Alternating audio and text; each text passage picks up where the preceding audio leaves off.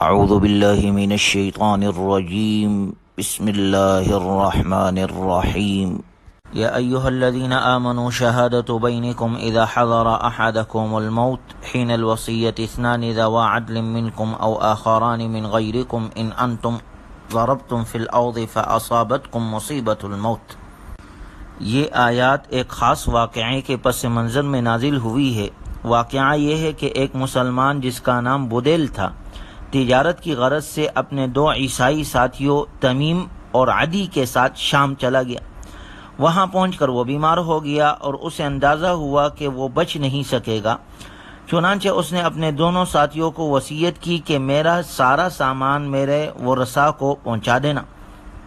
ساتھ ہی اس نے یہ ہوشیاری کی کہ سارے سامان کی ایک فہرست بنا کر خفیہ طور پر اسی سامان کے اندر چھپا دی، اور اپنے ساتھیوں کو فہرست کے بارے میں کچھ نہیں بتلایا تاکہ ان کو علم ہی نہ ہو۔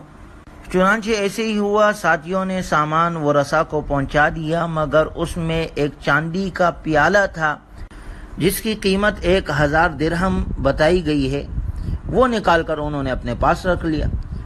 جب وارثوں کو بدیل کی بنائی ہوئی فہرست سامان میں سے ہاتھ میں آئی تو ان کو اس پیالے کا پتہ چلا۔ انہوں نے تمیم اور عدی سے مطالبہ کیا تو تمیم اور عدی نے صاف قسم کھا لی کہ ہم نے سامان میں سے کوئی چیز نہیں لی ہے اور نہ چھپائی ہے۔ لیکن کچھ عرصے کے بعد بدیل کے وارثوں کو پتہ چلا کہ وہ پیالہ انہوں نے مکہ المکرمہ میں ایک سونار کو فروخت کیا ہے۔ اس پر تمیم اور عدی نے اپنا موقف فوراً بدل دیا اور کہا کہ دراصل یہ پیالہ ہم نے بدیل سے خرید لیا تھا، اور چونکہ خریداری کا کوئی گواہ ہمارے پاس نہیں تھا اس لیے ہم نے پہلے اس بات کا ذکر نہیں کیا تھا۔ اب چونکہ وہ خریداری کے مدعی تھے اور مدعی پر لازم ہوتا ہے کہ وہ گواہ پیش کرے، تمیم اور عدی گواہ پیش نہ کر سکے تو قاعدے کے مطابق اب ورثاء میں سے بدیل کے قریب ترین 2 رشتہ داروں نے قسم کھائی کہ پیالہ بدیل کی ملکیت تھا اور یہ عیسائی جھوٹ بول رہے ہیں۔ اس پر آپ علیہ الصلاۃ والسلام نے ان کے حق میں فیصلہ کر دیا اور عیسائیوں کو پیالے کی قیمت دینی پڑی۔ یہ فیصلہ اسی آیات کریمہ کی روشنی میں ہوا جس میں اس قسم کی صورتحال کے لیے ایک عام حکم بھی بتا دیا گیا کہ وصیت کی ترغیب اور اہتمام چاہے انسان سفر میں ہی کیوں نہ ہو۔ حالانکہ سفر میں نماز میں قصر کیا جاتا ہے اور سفر میں فرض روزہ چھوڑنے کی اجازت ہے، لیکن وصیت کا اہتمام سفر میں بھی کرنا چاہیے۔ اگر اس کو یہ معلوم ہو جائے کہ میں اپنے گھر تک پہنچ نہیں پاؤں گا تو سفر میں بھی انسان وصیت کر سکتا ہے۔ اور اس واقعے کے بعد حضرت تمیم داری رضی اللہ تعالیٰ عنہ کو قبول اسلام کی توفیق اللہ نے دی، مشرف با اسلام ہوئے، اور انہوں نے رسول اللہ صلی اللہ علیہ وسلم سے وہ کہا کرتے تھے کہ اللہ اور اس کے رسول نے سچ فرمایا، واقعی میں نے وہ برتن وہ پیالہ لیا تھا۔ آگے اللہ تبارک و تعالیٰ کا ارشاد ہے، اذ قال اللہ یا عیسی ابن مریم اذکر نعمتی علیک وعلی والدتک۔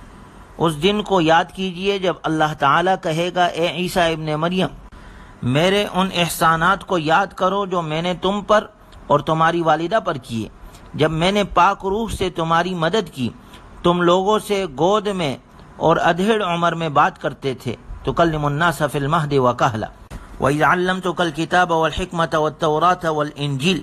اور یاد کرو جب میں نے تمہیں کتاب اور حکمت اور تورات اور انجیل کی تعلیم دی۔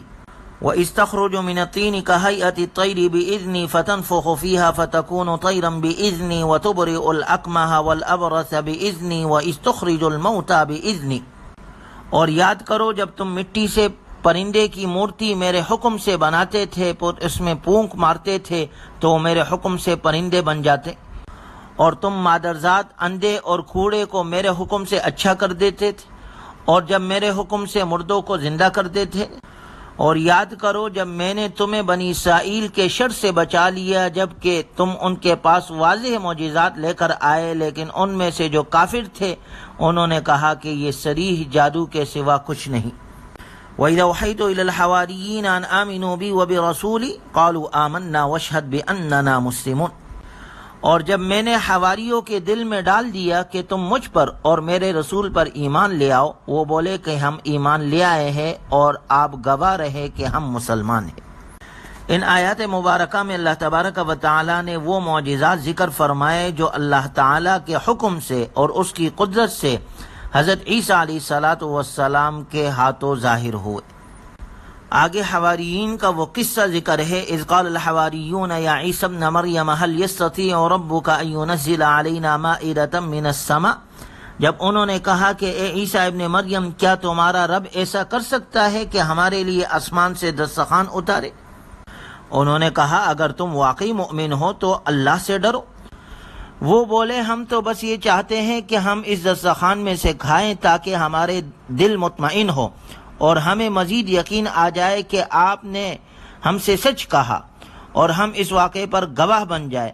تب عیسیٰ علیہ السلام نے اللہ سے دعا کی، اللہم ربنا انزل علینا مائدۃ من السماء، کہ اے اللہ، اے ہمارے پروردگار، ہمارے لیے آسمان سے ایک دسترخوان اتار دے جو ہمارے اگلوں اور پچھلوں کے لیے خوشی کا موقع قرار پائے اور تیری طرف سے ایک نشانی ہو، آپ ہمیں عطا کر دیجئے، آپ ہی بہترین عطا کرنے والے ہیں۔ قال اللہ انی منزلها علیکم، اللہ تعالیٰ نے فرمایا میں تمہارے لیے وہ دسترخوان ضرور اتاروں گا، لیکن اس کے بعد تم میں سے جو کوئی کفر کرے گا تو میں اسے ایسی سزا دوں گا جو میں نے دنیا میں کسی کو نہیں دی ہوگی۔ قرآن کریم میں تو یہ کہیں ذکر نہیں ہے کہ پھر وہ دسترخوان آسمان سے اترا یا نہیں۔ البتہ جامع ترمذی شریف کی ایک روایت ہے، حضرت عمار بن یاسر رضی اللہ تعالیٰ عنہ کا یہ قول مروی ہے کہ وہ اترا تھا، پھر جن لوگوں نے نافرمانی کی وہ دنیا ہی میں عذاب کے شکار ہوئے۔ بظاہراً حواریوں کے مائدہ یعنی دسترخوان کے مطالبے کے 4 اسباب تھے۔ نمبر 1، اپنی بھوک مٹانے کے لیے انہوں نے اس کا مطالبہ کیا تھا۔ نمبر 2، علم و یقین میں اضافے کے لیے۔ نمبر 3، حضرت عیسیٰ علیہ السلام کی صداقت پر دلیل کے طور پر۔ اور نمبر 4، اللہ کی قدرت کا ایک معجزہ دیکھنے کے لیے۔ احسانات ذکر کرنے کے بعد اللہ تعالی حضرت عیسیٰ علیہ السلام سے سوال کرے گا اور اس کا مقصد آپ کو خدا کہنے والوں کو رسوا کرنا ہے۔ وَإِذْ قَالَ اللَّهُ يَا عِيسَى ابْنَ مَرْيَمَ أَأَنْتَ قُلْتَ لِلنَّاسِ اتَّخِذُونِي وَأُمِّيَ إِلَٰهَيْنِ مِن دُونِ اللَّهِ، جب اللہ تعالیٰ فرمائے گا اے عیسیٰ ابن مریم، کیا تم نے لوگوں سے کہا تھا کہ اللہ کے علاوہ مجھے اور میری والدہ کو معبود بنا لو؟ وہ جواب میں عرض کریں گے، قال سبحانک، اے اللہ تو پاک ہے، ما یکون لی ان اقول ما لیس لی بحق، میں ایسی بات کہہ سکتا تھا جس کا مجھے کوئی حق ہی نہیں تھا۔ اگر میں نے یہ کہا ہوتا تو آپ کو اس کا ضرور علم ہوتا، اور جو کچھ میرے دل میں ہے آپ اسے جانتے ہیں۔ آپ کو تو ساری پوشیدہ باتوں کا علم ہے۔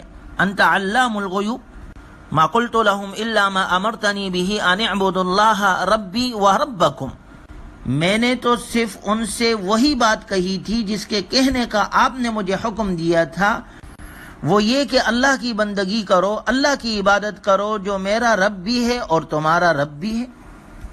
گویا ان آیات میں قیامت کا وہ منظر پیش کیا جا رہا ہے جب سارے انسانوں کے سامنے حضرت عیسیٰ علیہ السلام سے سوال کیا جائے گا کہ کیا آپ نے لوگوں سے کہا تھا کہ توحید کے بجائے شرک کا عقیدہ رکھو اور مجھے اور میری والدہ کو خدا بنا لو؟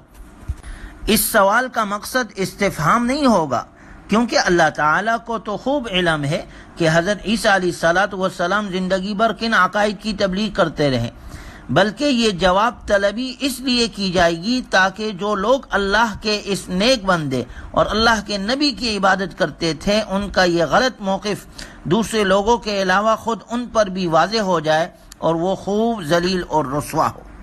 للہ ملک السماوات والارض وما فیہن وہو علی کل شیء قدیر، اللہ ہی کے لیے سلطنت ہے، بادشاہی ہے آسمانوں کی اور زمین کی، اور وہ ہر چیز پر قادر ہے۔ جب ہر چیز کا مالک اللہ ہے تو سوال بھی اسی سے کرنا چاہیے۔ غیر اللہ کو مالک اور مختار سمجھ کر مانگنا شرک ہے۔ اللہ تبارک و تعالی ہمیں ہر قسم کے شرک سے، غلط عقیدے سے، غلط لوگوں سے، غلط محفلوں سے محفوظ فرمائے اور کامل طور پر قرآن کریم کی تعلیمات اور جناب رسول اللہ صلی اللہ علیہ وسلم کے سنتوں کے مطابق بقیہ زندگی گزارنے کی توفیق عطا فرمائے۔ الحمدللہ سورہ مائدہ پوری ہو گئی، اللہ آسانی کے ساتھ ہمارا پورا قرآن مکمل فرمائے۔ وآخر دعوانا ان الحمدللہ رب العالمین۔